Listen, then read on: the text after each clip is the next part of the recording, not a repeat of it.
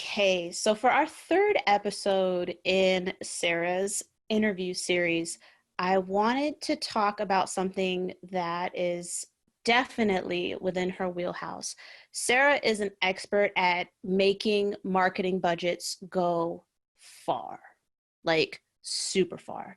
So Sarah, you're used to working with these tiny marketing departments, and typically what that means is that they do not have the most luxurious marketing budgets. So do you have any secrets, or I don't want to say secret, like it's something nobody knows, but just something that's kind of bubbled to the surface over your years of experience for making a marketing budget go further in terms of effectiveness while, watching the dollars? Yes, definitely use a tech stack that integrates and is inexpensive. You can find tools that you can afford within your budget that will make everything a lot more smoother and go further.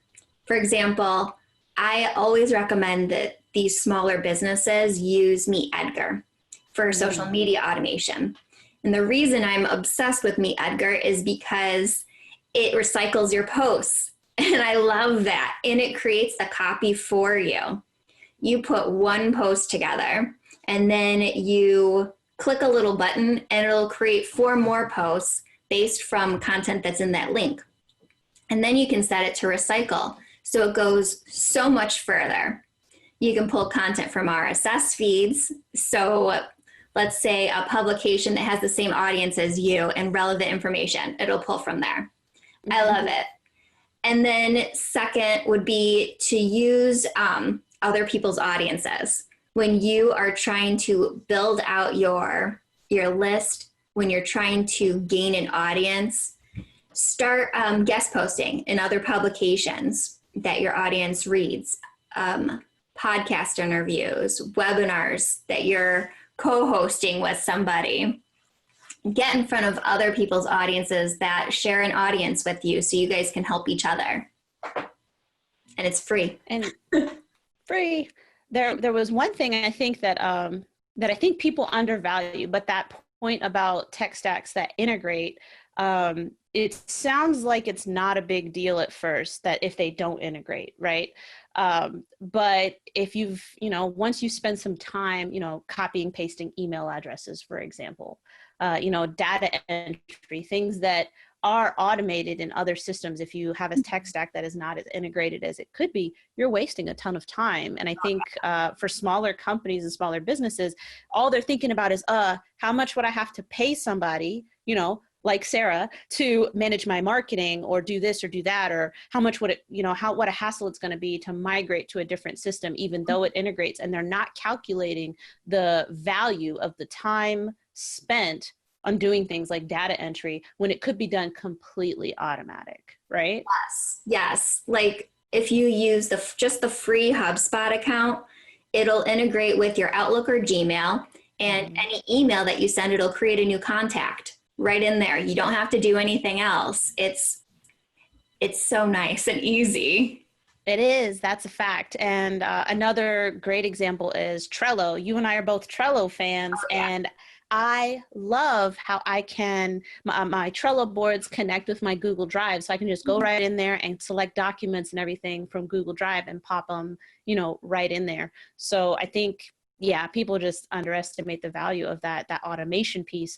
But if you track your time, then you can find out exactly how much time and money that you are expending on tasks that just aren't in your area of brilliance. So if you're wondering, okay, should I automate more? Should I work with someone like Sarah? Should I bring on freelancers or anything like that? Track your time and see where you're spending time where you don't need to be spending time, and you'll know. Like, how much is your time valued at, right?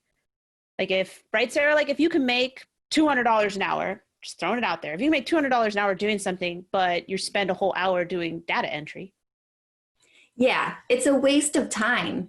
And speaking of, I use Trello for managing my virtual assistant too. So with the Slack integration, so anytime she changes a card, if she needs to comment on something, I'll get an alert on Slack. but she knows all of the things that she needs to do for the week. I know her progress on them because she's moving them to doing and done.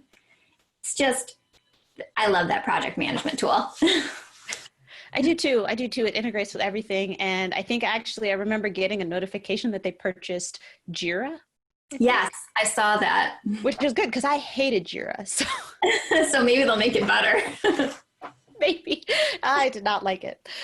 Okay, so when you're kind of surveilling marketing in general, what do you feel is a common misstep or mistake that you see marketing departments making? It doesn't have to hold true to size. If you wanted to talk about some of the larger companies, I like to use larger company mistakes to illustrate my points, but whatever you feel is the most common misstep that you've seen. I think the most common misstep is creating something and then leaving it alone. You don't promote it, you don't integrate it with your other items. Like, for example, if you create a blog, you have a business blog. You can't just have a business blog and think that people are going to find it. That doesn't mean that they'll find it. They probably won't. You need to push it out through promoting on social media. You need to create emails around it. You can create ads around your lead gens. Everything should be multi-channel. You can't just create something and think that it'll attract people. They need to know it exists first. That's a fact. And I mean, I hate to say it this way, but unless you're like already famous, right? You can't you're not Gary V, right? You can't just drop things out there and everybody just runs and scrambles to pick it up and read it and examine it. That's not who we are. With our tiny marketing departments, people don't know us. No, right? I think that even if you're someone big like that and you just put it on your website, it would drown with everything else, even if you're big. There's a lot of noise out there. There's a ton of noise out there. And I mean, you see it though, even like, so Neil Patel's probably a really good example. Like he is considered, a SEO giant, but he promotes his stuff on all of his channels. Yes. He runs ads. He does do multi-channel for everything, including his blogs. He is brilliant. He does good things. He is the podcast, The Marketing School. Yeah. So surprise question a little bit. I realized, I was like, we can't talk about making marketing going further without talking about content repurposing. Mm-hmm. So I'm interested to, kind of hear your perspective on it. We've talked about it a little bit on LinkedIn, like recently. I think it was like last week or earlier this week. So I'd really love for you to share, your thoughts on it and how you implement it in a systemic fashion. Yes. I can't take credit for this idea. I saw it from Megan Minns, a productivity consultant, and it was just so brilliant. I took it for myself because it's perfect for these tiny marketing departments. Creating a video, and if you do it in Zoom, you get the format of a video or an audio file. Well, you get both, the video and the audio files. So you have a podcast there and you have a video for YouTube.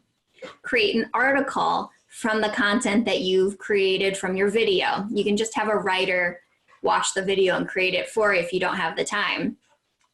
And then create at least 3 posts from your social media or on your social media around that article.